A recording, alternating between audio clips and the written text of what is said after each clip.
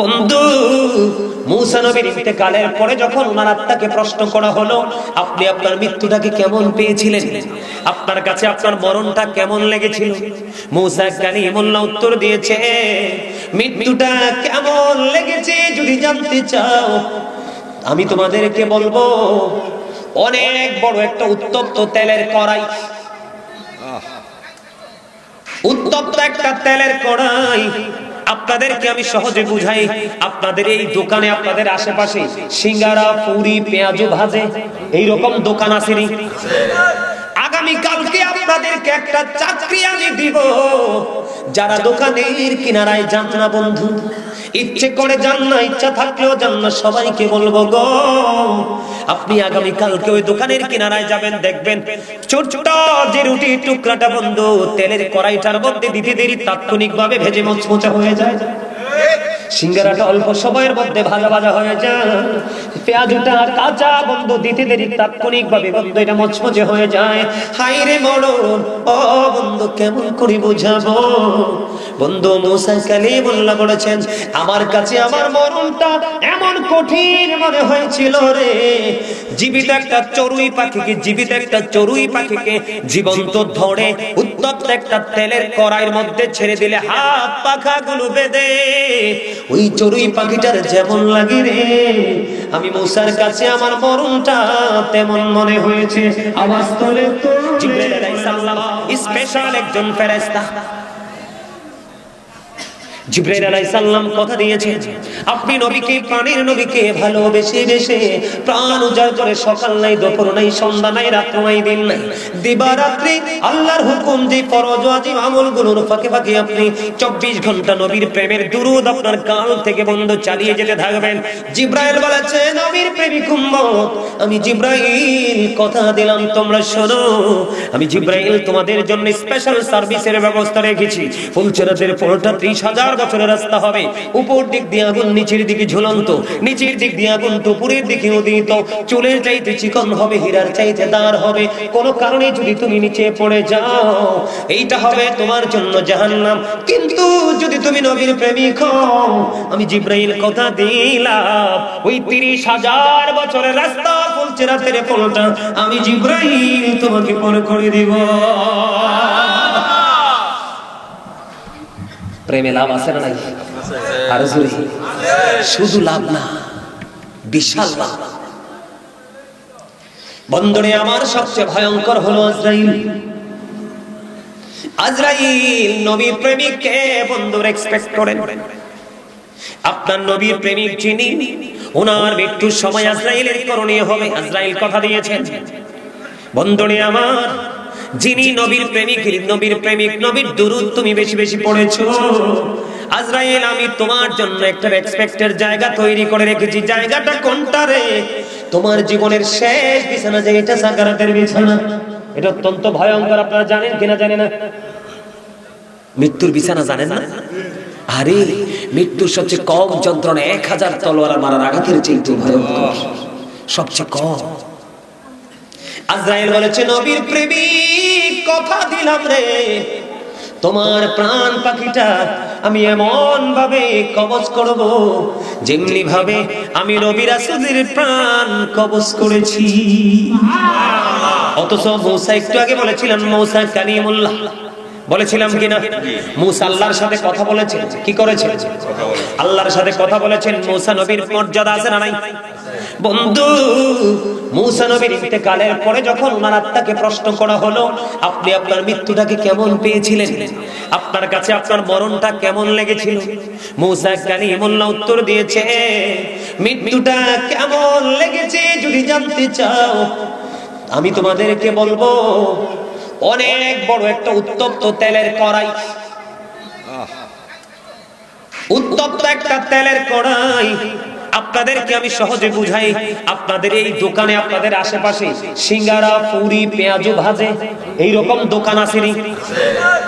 আগামী কালকে আপনাদেরকে একটা চাকরি আমি দিব, যারা দোকানের কিনারায় যান না বন্ধু, ইচ্ছে করে যান না, ইচ্ছা থাকলেও যান না, সবাইকে বলবো গো, আপনি আগামী কালকে ওই দোকানের কিনারায় যাবেন, দেখবেন ছোটটা যে রুটির টুকরাটা বন্ধু তেলের কড়াইটার মধ্যে দিতে দেরি তাৎক্ষণিকভাবে ভেজে মোচমোচা হয়ে যায়, সিঙ্গারাটা অল্প সময়ের মধ্যে ভাজা ভাজা হয়ে যায়, পেঁয়াজটা কাঁচা বন্ধু দিতে দেরি তাৎক্ষণিকভাবে বন্ধু এটা মচমচে হয়ে যায়। হায় রে মরণ, ও বন্ধু কেমন করে বুঝাবো?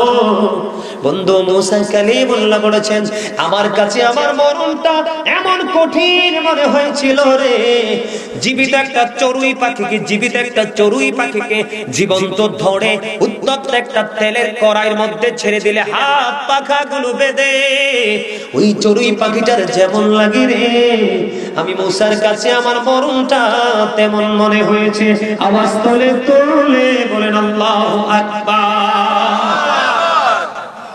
আপনারা হয়তো মনে মনে ভাবতে পারেন মৃত্যুটা ইজি হলেই কি বা না হলেই কি, বন্ধু যিনি মৃত্যু বরণ করে কবরে গেছে কত আকুতি জানাচ্ছে বারবার পৃথিবীতে আসার জন্য, কিন্তু সুযোগ তো আর নাই। আমি আপনাদেরকে বলি, একদিন এক বেঈমান এসে ঈসা রুহুল্লাহকে বললেন, আমি এই জায়গাটা নিয়ে একটু কথা বলবো, তারপরে আবার প্রেমে ঢুকবো আপনাদেরকে বোঝানোর জন্য। বন্ধু ঈসা রুহুল্লাহ বাবা ছাড়া পৃথিবীতে এসেছেন, ওনার অনেক কিন্তু মুজিজা আছে। ঈসা রুহুল্লাহর কাছে একদিন এক বেঈমান এসে বললেন, আপনি তো মৃত ব্যক্তিকে জীবিত করতে পারেন। কয় পারি। কয় পুরনো কোন মৃত ব্যক্তিকে জীবিত করতে পারবেন কি? তিনি বললেন, তুমি বলো আমি কাকে জীবিত করব?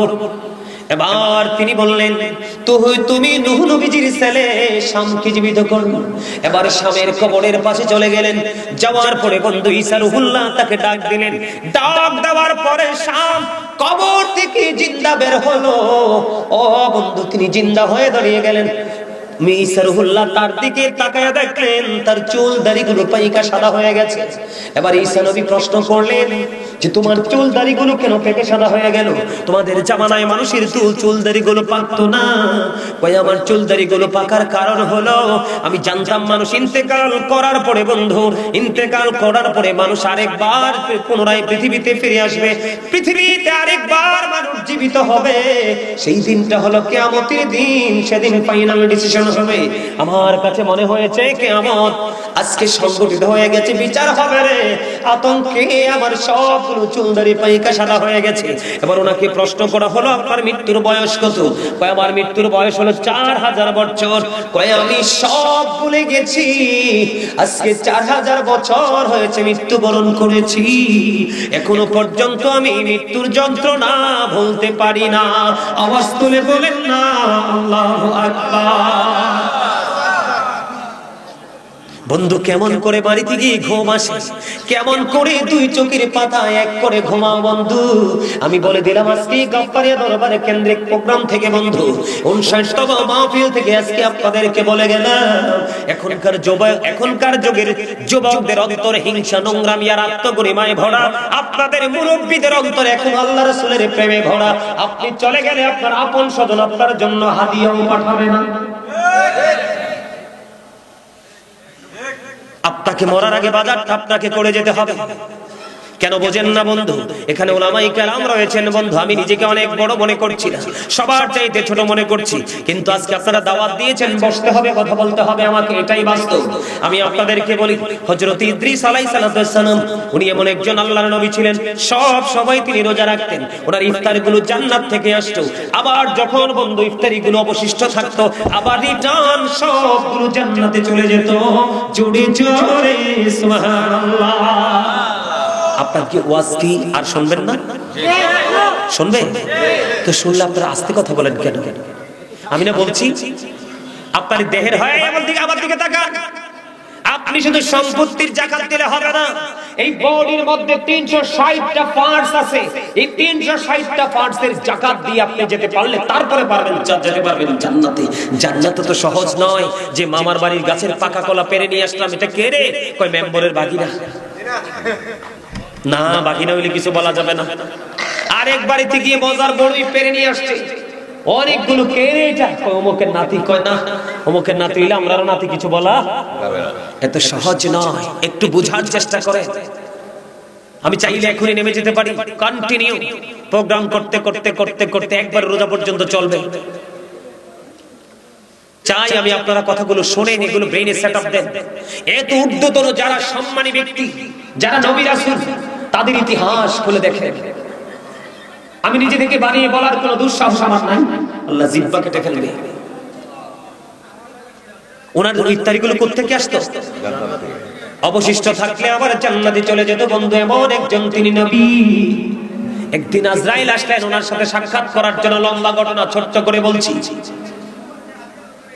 কয় আপনি কে? কয় আমি আজরাইল। কয় তাইলে কি আমার মরণের সময় হয়েছে? কয় না না, আপনার মরণের সময় হয়নি। কয় তাইলে কেন আসছেন? কয় আপনার সাথে বন্ধন তৈরি করতে আসছি। ও, আমার সাথে একটা সখ্যতা করার জন্য আসছেন? কয় হ্যাঁ। আল্লাহর নবী ইদ্রিস আলাইহিস সালাম তিনি বললেন, আমার সাথে সম্পর্ক করতে হলে কিছু শর্ত মানতে হবে। কি মানতে হবে? কয় শর্ত কি? কয় আমারে মরণ দিতে হবে। আল্লাহু আকবার বললেন। প্রথম শর্ত। কয় আরেকটা শর্ত আছে। কয় কি? কয় আমার পুনরায় জিন্দা করতে হবে। সুবহানাল্লাহ। এবার ডাক দিয়ে বলে আজরাইল, আমাকে একবার জাহান্নাম দেখাইতে হবে। আরে একটা শর্ত হলো, আমাকে আরেকবার জান্নাত দেখাইতে হবে। সুবহানাল্লাহ না? এবার আজরাইল ডাক দিয়ে বলে, নবী গো, আপনি কথা দেন জান্নাত দেখার পরে ফিরে আসবেননি? কয় হ্যাঁ, কথা দিলাম ফিরে আসবো, কিন্তু ওনার তো মৃত্যুর সময় হয় নাই। আল্লাহকে অনুমতি নিয়ে আসে, ওনাকে মৃত্যু দেওয়া হলো। আবার পুনরায় ওনাকে জীবিত করা হলো। বন্ধু, মৃত্যুটা কেমন হবে বোঝানোর জন্য আপনাদেরকে একটু এখানে নিয়ে আসলাম। যখন ওনাকে জীবিত করা হলো, পুনরায় ওনাকে প্রশ্ন করা হলো, নবী গো, নবী বলে দেন না, আপনি আপনার মরণটাকে কেমন পেয়েছেন? কেমন লাগছে আপনার কাছে মৃত্যুটা? ইদ্রিস আলাইহিস সালাম ডেকে ডেকে বললেন, আজরাইল রে, আমার কাছে মৃত্যুটা এমন মনে হয়েছে, জীবিত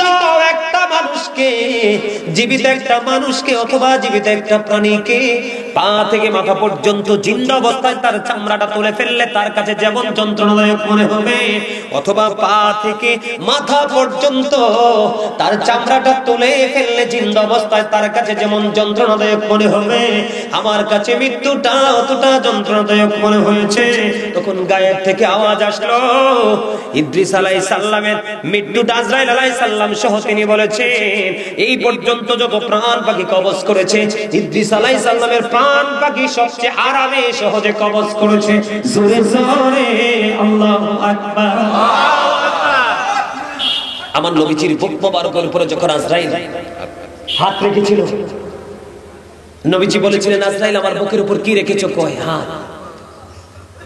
কয় আজরাইল রে, আমার কাছে মনে হয় আসমান জমিন যদি আমার বুকের উপর তুলে দেওয়া হতো, আমি নবীর কাছে এত কষ্ট লাগতো না। তোমার হাতের ভারটা এত কষ্টকর মনে হয়। আমার উম্মত কেমন করে এই কষ্ট সহ্য করবে? আমার উম্মতের কষ্ট সহ আমাকে দিয়ে দাও। আজকে সেই নবীর কথা বললে আপনি জ্বলে ওঠেন। নবী যদি আপনাকে স্বীকৃতি না দেয়, কোশ্চিন কালেও আপনার পক্ষে সাকসেস হওয়া সফলতা সহজ নয়। নবীকে রাজি করতে হবে, এছাড়া কোনো উপায় নেই। তাহলে মৃত্যুর সময় একটু আরামের দরকার আছে নি? আছে। আরে দেহের চারপাশ রুহুটা লুকাইতে চেষ্টা করবে, কিন্তু লুকিয়ে থাকার তো কোনো সুযোগ নাই, বের হয়ে যেতে হবে। এই জন্য বলছি বন্ধু, প্রাণের নবীর সাথে প্রেমের ডুরি লাগাও। তাহলে আজরাইল তোমার প্রাণ পাখিটা বন্ধু আরামের সাথে স্থানের সাথে কবজ করবে। নবীর প্রেম কোনদিন বন্ধু বিফলে যায় না। নবীর প্রেম বড় নিয়ামত বন্ধু। আমি যদি আপনাদেরকে বলে দিতে চাই, একটু ছোট্ট করে শুনবেন। আপনারা সবাই তো শুনেছেন হিজরতের রাতে আবু বকরের পায়ের মধ্যে সাপে সবল মেরেছিল। এটা আপনাদের সবার কাছে মোটামুটি মুখস্থ, কিন্তু সাপটা কেন সবল মেরেছিল এটা কি কখনো শুনেছেন? আমি আপনাদেরকে আজকে বলবো বন্ধু, একটু মন দিয়ে শুনেন, ধৈর্য ধরে। আমি কিছুক্ষণের মধ্যে আলোচনা গুছিয়ে ফেলবো।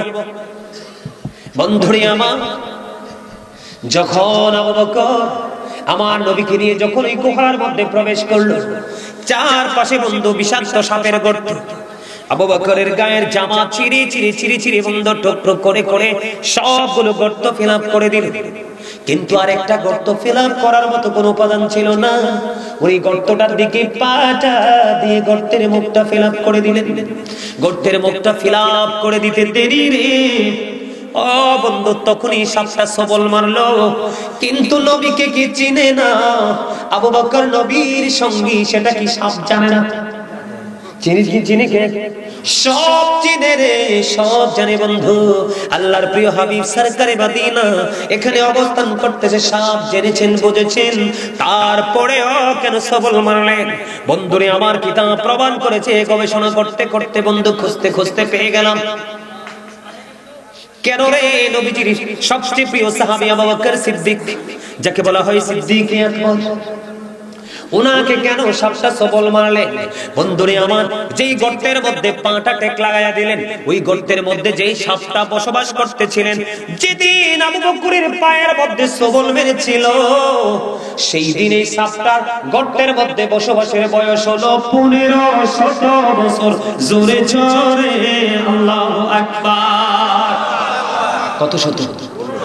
1500 বছর বন্ধু গর্তের মধ্যে অবস্থান করতেছে। আবু বকর সিদ্দিক রাদিয়াল্লাহু তাআলা আনহুর পায়ের মধ্যে সবল মারার মানে হলো কি? আবু বকর সিদ্দিক রাদিয়াল্লাহু তাআলা আনহুর পায়ের মধ্যে সবল মেরে সাপ বুঝিয়ে দিয়েছেন, রে আবু বকর, প্রাণের নবীর দিদারের আশায় আজকে 1500 বছর পর্যন্ত এই গর্তের মধ্যে অবস্থান করতেছি। রে আবু বকর, পা সরাইয়া নাও, আমি আমার প্রাণের নবীকে প্রাণ ভরে দেখব। আবু বকরকে মারার জন্য নয়, আবু বকরকে চিরতরে নিশ্চিহ্ন করার জন্য নয়। ও বন্ধু, আবু বকর এমন একজন সাহাবী, নবীজির এমন একজন প্রেমিক ছিলেন। একদিন নবীজি বললেন, তোমরা দিনের জন্য দান করো। হযরত ওমর বললেন, আমার জীবনে কোনোদিন আবু বকরকে হারাতে পারিনি।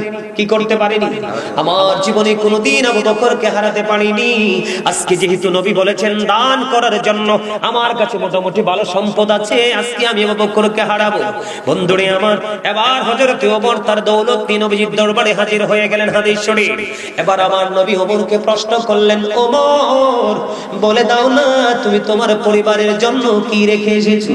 এবার ওমর উত্তর দিলেন, ইয়া রাসূলুল্লাহ, ইয়া হাবিবাল্লাহ, নবী গো, আমি অর্ধেক আপনার কাছে নিয়ে এসেছি আর অর্ধেক আমার পরিবারের জন্য রেখে এসেছি। বন্ধু, এবার আবু বকরকে ডাকলেন। হযরত আবু বকর সিদ্দিক রাদিয়াল্লাহু তাআলা আসলেন। আসার পরে এবার নবীজিকে দিয়ে দিলেন, যতটুকু এনেছেন দিয়ে দিলেন। এবার আমার নবীজি প্রশ্ন করলেন, আবু বকর, তুমি কতটুকু নিয়ে এসেছো? ইয়া রাসূলুল্লাহ, আমার কাছে যতটুকু আছে আমি সবটুকু নিয়ে এসেছি। তোমার ফ্যামিলির জন্য তুমি কি রেখে এসেছো? এবার আবু বকর ডেকে ডেকে বলেন, ইয়া রাসূলুল্লাহ, ইয়া হাবিবাল্লাহ, নবী গো, আমার যেইটুকু সম্পদ ছিল গো, আমি সবটুকু নিয়ে এসেছি। আমি আমার ফ্যামিলি পরিবারের জন্য আল্লাহ এবং আল্লাহর হাবিবকে রেখে এসেছি। আওয়াজ তোলে বলুন না সুবহানাল্লাহ।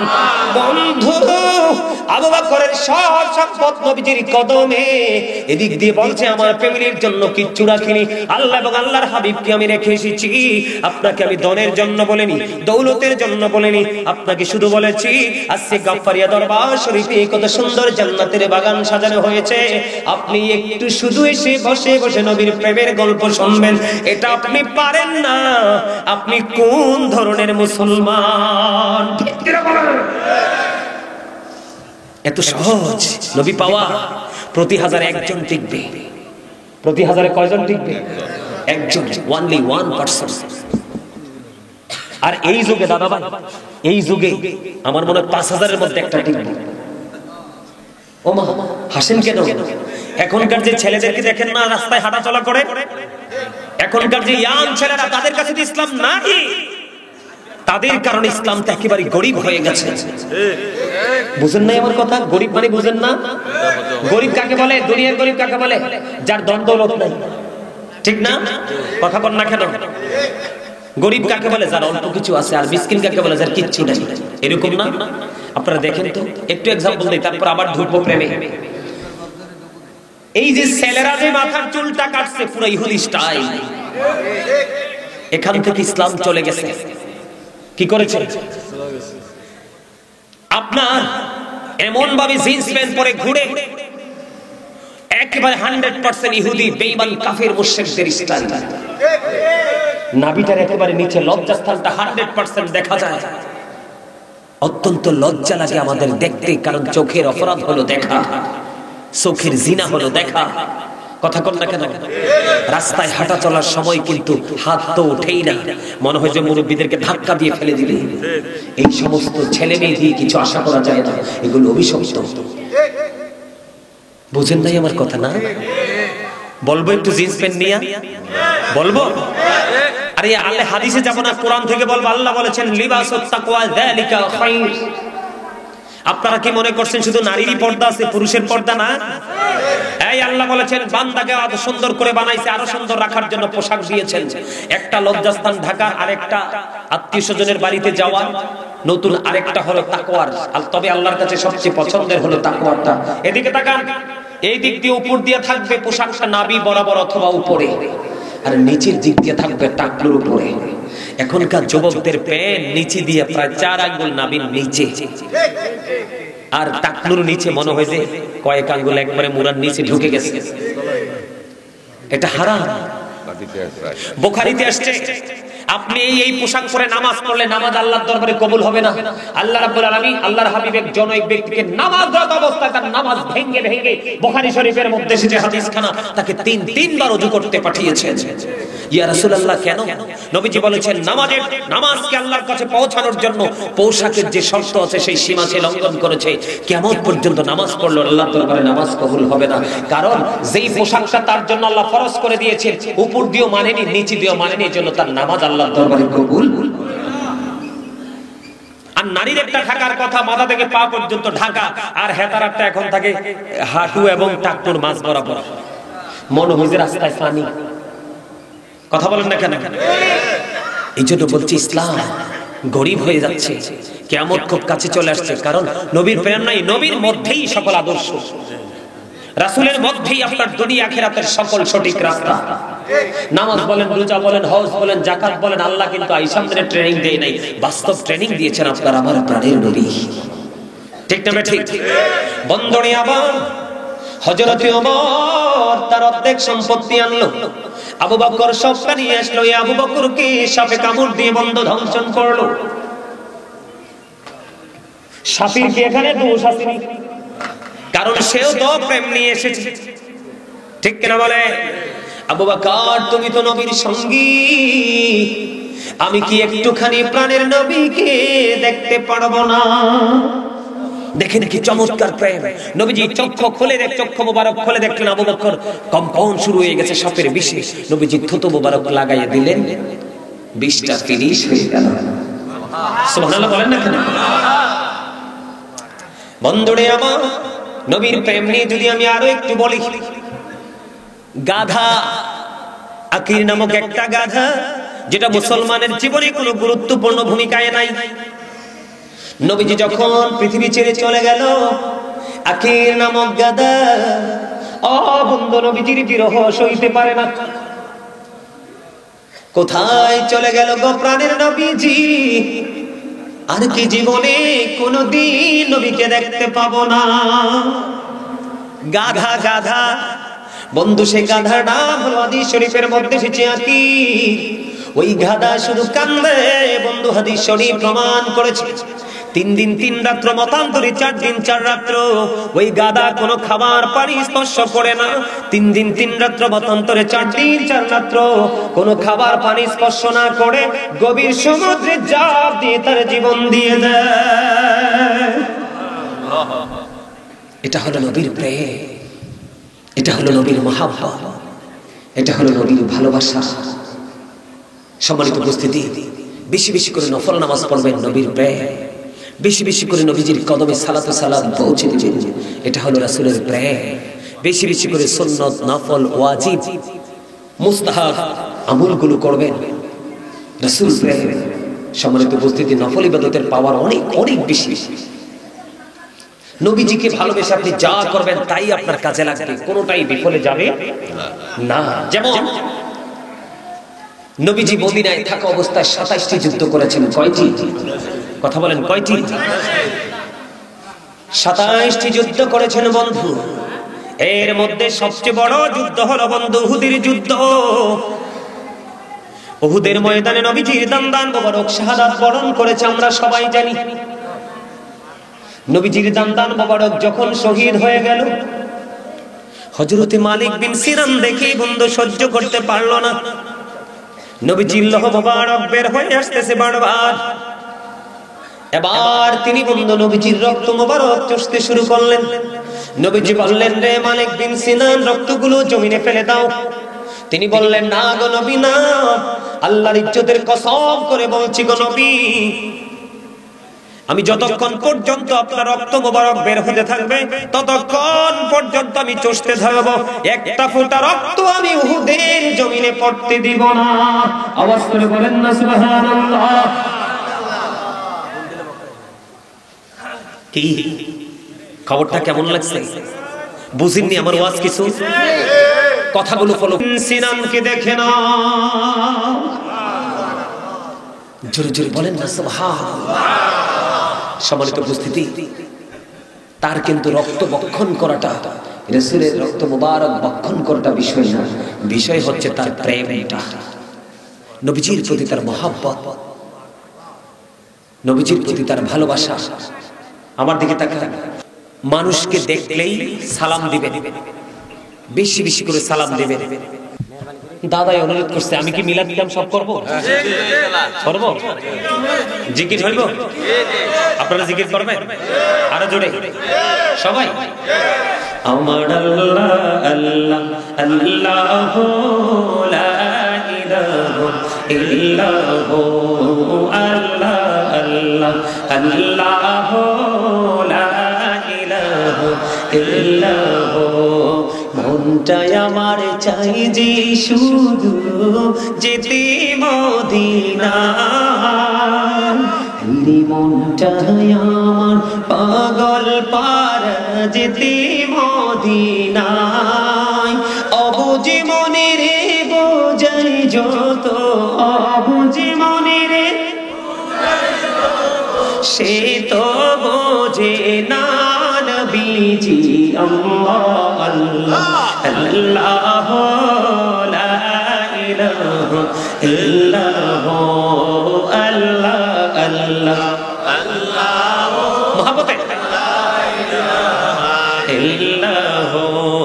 গুনাহগারের গহনা জড়ে দিদারে আপনার, রে গুনাহগারের গহনা জড়ে দিদারে আপনার।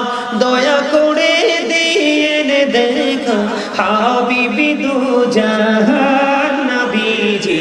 আল্লাহ আল্লাহ মহব্বতে লা ইলাহা ইল্লাল্লাহ, আল্লাহ আল্লাহ আল্লাহ লা ইলাহা ইল্লাল্লাহ। মৌতের তুফান আসবে যখন নবী গো আমরা, রে মৌতের তুফান আসবে যখন নবী গো আমরা, দয়া করে দেখাইয়েন চেহারায় আনোয়ার নবীজি। আল্লাহ আল্লাহ আল্লাহ মহব্বতে সবাই ইল্লাল্লাহ, আল্লাহ আল্লাহ আল্লাহ লা ইলাহা ইল্লাল্লাহ। মক্কা ছেড়ে প্রাণের নবী মদিনাতে যায়, রে মায়ের দেশের জন্য নবী ফিরে ফিরে যায় নবীজি।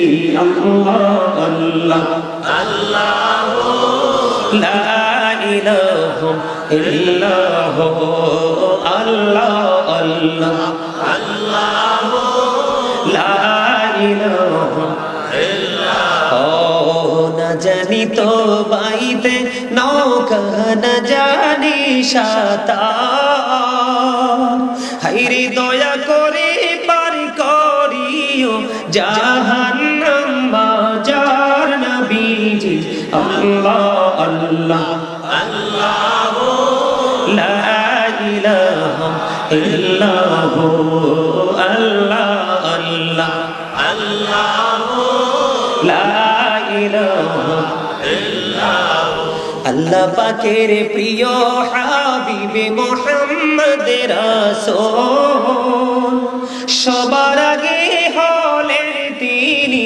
সৃষ্টি কোলের মূল নবীজি আল্লাহ আল্লাহ আল্লাহ লা ইলাহা ইল্লাল্লাহ আল্লাহ আল্লাহ আল্লাহ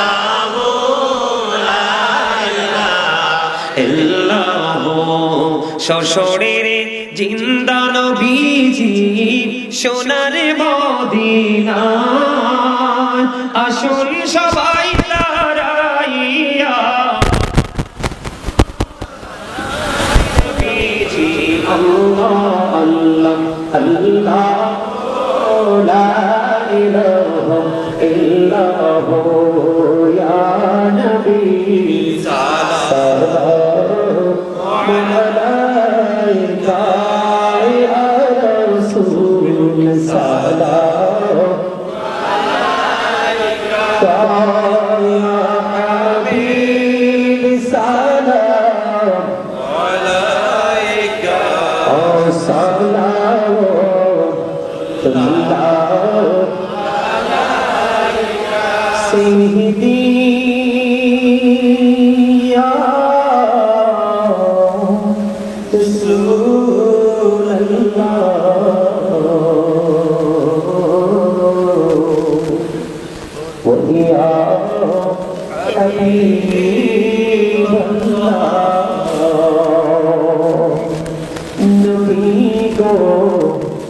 সালাম হাজার বার রাসূল গো সালাম লাখো বার জানাই যে সালাম তুঝি বার তার তোরি শুকর হাজার বার ইয়া নবী সালাম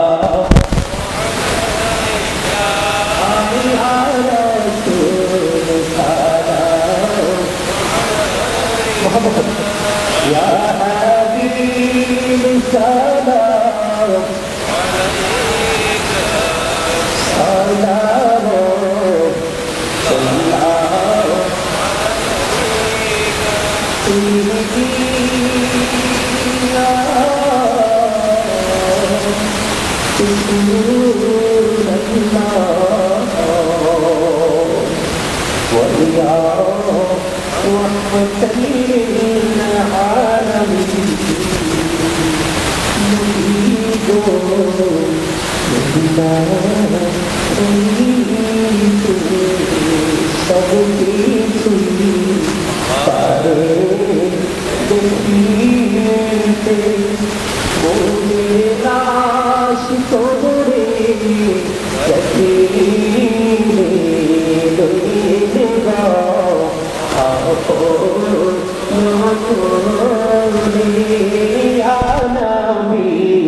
সালাম আলাইকা ইয়া রাসূল সালাম আলাইকা ইয়া হাবিব সালাম আলাইকা সালাম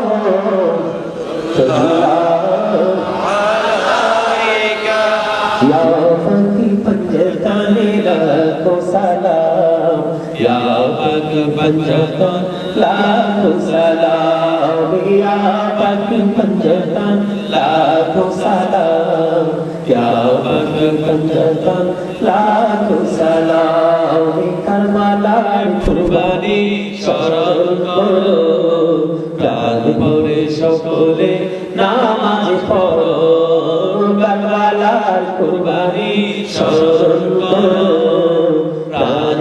এসো বলে নামাজ পড়ো ইয়া হুসাইন শাহ হুসাইন লাখো সালাম ইয়া হুসাইন শাহ হুসাইন লাখো সালাম মুস্তাফা জানি রহমত पे लाखो सलाम सुने बचवे हिदायत पे लाखो सलाम पूरी सर की नबूवत पे रोशन दरूद गुले बागे रिसालत पे लाखो सलाम मुस्तफा जाने रहमत पे लाखो सलाम हमेशा में है बज में हिदायत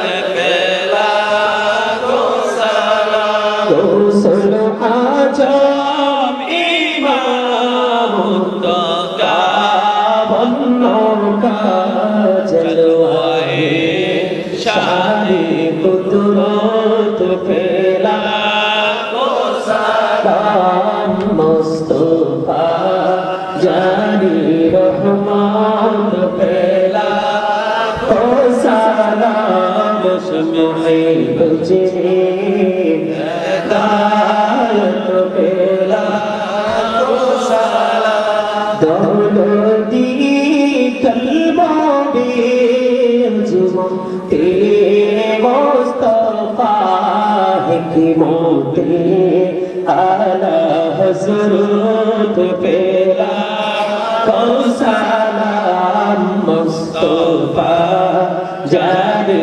रहमत पे लाखो सलाम उसमें तुझे हिदायत पे लाखो सलाम तुम पर लाखो सलाम तुम पर लाखो सलाम या रसूल अरबी तुम पर लाखो सलाम तुम पर लाखो सलाम अर्श पे मेरा जीवानी तुम पर लाखो सलाम तुम पर लाखो सलाम या रसूल अरबी तुम पर लाखो सलाम तुम पर लाखो सलाम या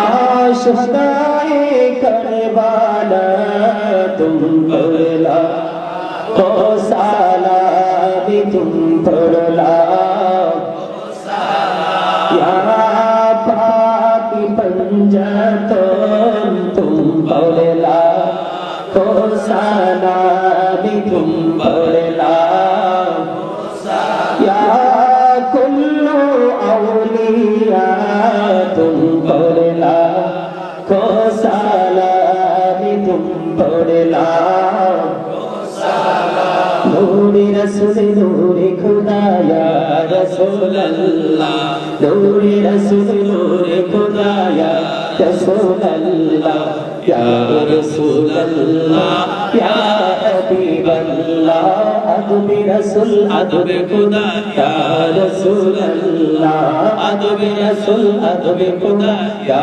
रसूल अल्लाह या रसूल अल्लाह या हबीब अल्लाह हुब्ब रसूल हुब्ब खुदा या रसूल अल्लाह हुब्ब रसूल हुब्ब खुदा या रसूल अल्लाह या रसूल अल्लाह या हबीब अल्लाह जिक्र खुदा बात खुदा ला इलाहा इल्लल्लाह जिक्र खुदा बात खुदा ला इलाहा इल्लल्लाह जिक्र रसूल बात रसूल मुहम्मदुर रसूलुल्लाह जिक्र रसूल बात रसूल मुहम्मदुर रसूलुल्लाह या रसूल अल्लाह या हबीब अल्लाह या रसूल अल्लाह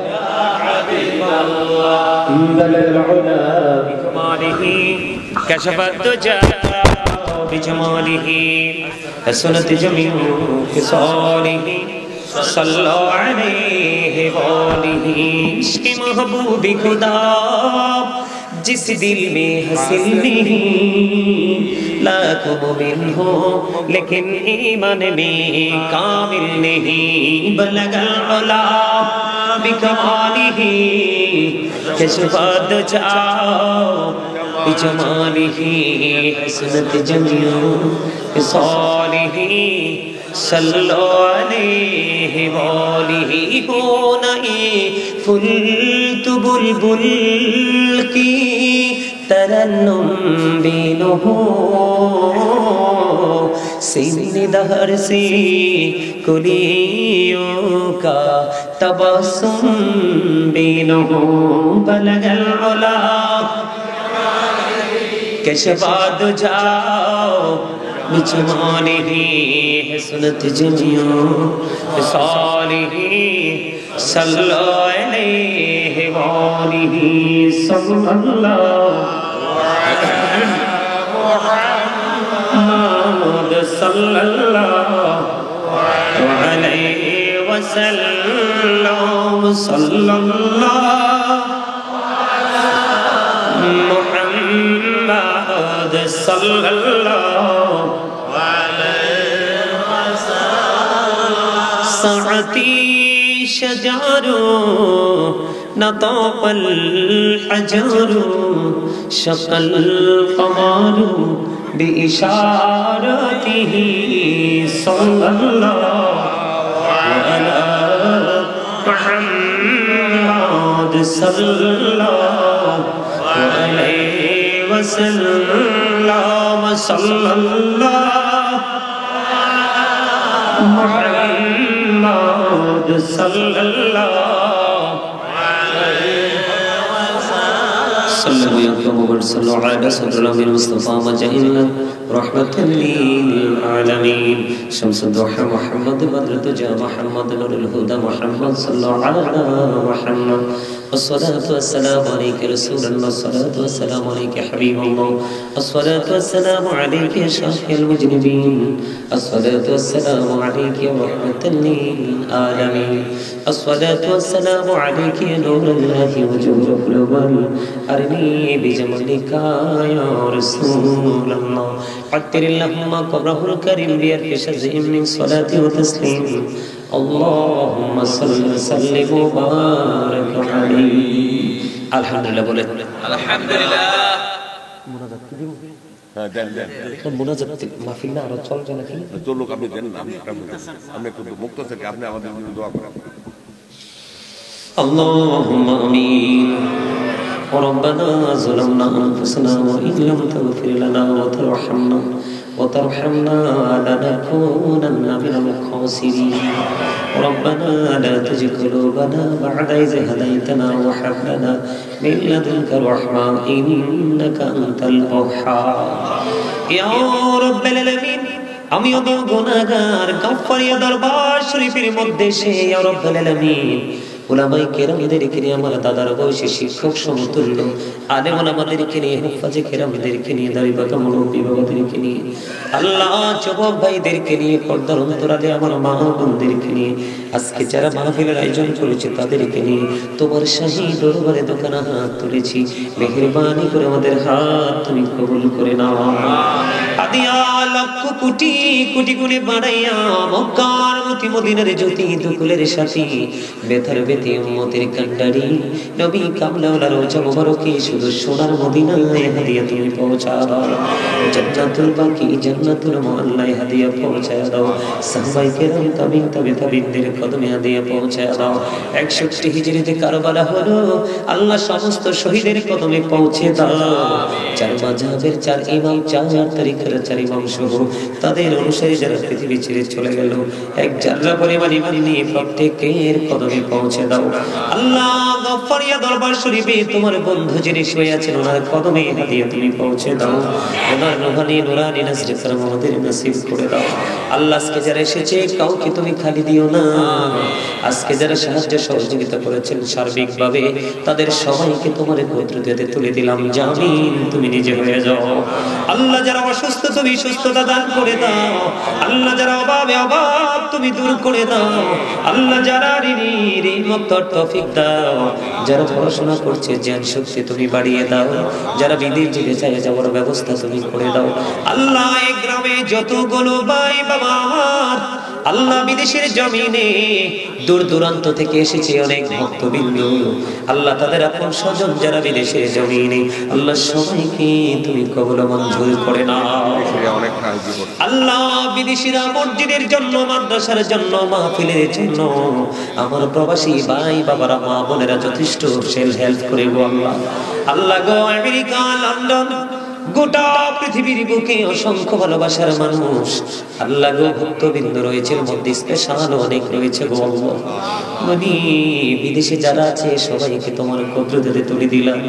জামিন তুমি নিজে হয়ে যাও আল্লাহ। তারা যেন আরো বেশি বেশি করে দান করতে পারে সেই তৌফিক তুমি দান করে দিও। মা বোনের কি আবেদা সালেহা তাহেরাদের অন্তর্ভুক্ত করে নিও, পর্দা করে চলার তৌফিক তুমি দান করে দিও আল্লাহ। আজকে আমার এই জান্নাতের বাগানে এসে মনটা ভরে গেল আল্লাহ গো। এই মাহফিলটাকে কিয়ামত পর্যন্ত তুমি দায়ম কায়েম রাখিও আল্লাহ। সত্যিকারের নবী প্রেমিক আল্লাহ, সত্যিকারের নবী প্রেমিক আল্লাহ, মানুষ দ্বারা দরবার তুমি পরিচালিত করিও আল্লাহ। যার মধ্যে থাকবে তা মাথা থেকে পা পর্যন্ত রাসূলের সুন্নাহ আল্লাহ গো। এই সমস্ত মানুষ দিয়ে জান্নাতের বাগান পরিচালনা করিও আল্লাহ। তোমার বন্ধুর দরবার দেখাশোনা করার ব্যবস্থা তুমি করে দিও আল্লাহ। বাতিল ফেরকার কবল থেকে তুমি হেফাজত রাখিও আল্লাহ গো। বাতিল ফেরকা সব জায়গায় আল্লাহ গো তোমার বন্ধু ওলিদের দরবারকে কলঙ্কিত চাই করতে চাই আল্লাহ। আল্লাহ তাদের থেকে তুমি হেফাজতে রাখিও আল্লাহ। আজকের মাহফিলের খবর সোনার মদিনায় তুমি পৌঁছায় আল্লাহ। বড় আশা করে হাত বাড়াইলাম তোমারই দরবারে, দয়া করে কবুল করো এই ওদম পাপীর আল্লাহ। খালি যদি দাও ফিরাইয়া মোরা যাব কার কাছে, তুমি ছাড়া আপন বলো আর কি মোদের আছে দয়ার, আর কি মোদের আছে। দয়া করে ক্ষমা করো বলিব আমার, ভিখারি রহিব বসে ছাড়িব না ধার। কহিবার নাহি কিছু আমি গুনাহগার, সব কিছু মেনে নেব পরোয়ার দিগার। ভালো মন্দ সবই আছে তোমার জমিনে, ধরিবে না দোষ প্রভু আশা রাখি মনে। ছোট বড় সব কাজে করো মেহেরবানি, তুমি তাসবি তুমি হাসিবি তুমি রহমানি। আল্লাহ মেহেরবানি করে আজকের মাহফিল তুমি কবুল করে নাও, প্রত্যেকটা শ্রোতাকে তুমি কবুল করে নাও আল্লাহ। এই গ্রামের প্রত্যেকটা আনাজ কানাজ তুমি রহমত দিয়ে পরিপূর্ণ করে দাও আল্লাহ। প্রত্যেকের ঘরে ঘরে তোমার খাস রহমত তুমি ঢুকিয়ে দাও আল্লাহ। মেহেরবানি করে আল্লাহ গো এখানে যারা হাত তুলেছে বলি কার হাতটা তোমার বেশি পছন্দ হয়েছে জানি না, যেই হাতটা তোমার পছন্দ হয়েছে গো আল্লাহ, ওই হাতের উসিলায় আমাদের সবাইকে তুমি কবুল করে নাও। জীবনের গুনাহগুলো তুমি মাফ করে দাও আল্লাহ।